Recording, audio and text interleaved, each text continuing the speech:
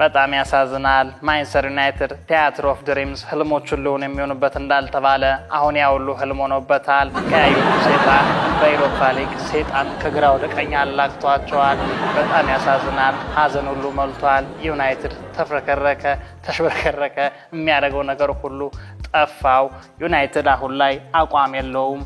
ቅርጽ የለውም ፖዚሽኑ ማያቅም መሪና ተጫዋች የሌለው ክለብ ሆኗል ዩናይትድ ውስጥ የቀረነው እኔና ያለን ታማኝ ደጋፊዎች ብቻ ነን ትልቁ ዩናይትድ ችግር የሀብት ብክነት ነው ማንቸስተር ዩናይትድ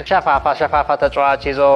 ስቴዲየም ካልገነባው ይላል እስኪ ማይሙት አሁን ያለው ስቴዲየም እንጎደለው ከ70,000 በላይ ህዝብ የሚይዝ ስቴዲየምን ይዞ እኔ የምፈራው ደጋፊው በዚያ ያያዝ ቁጥሩ እንዳይቀንስ ነው ይልቁንስ ስታዲየሙን ሽጦ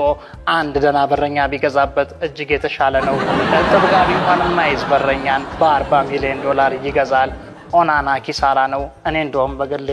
ኦናና ከሚሉ ኦሂድ ቢሉ ይሻል ነበር ኦናና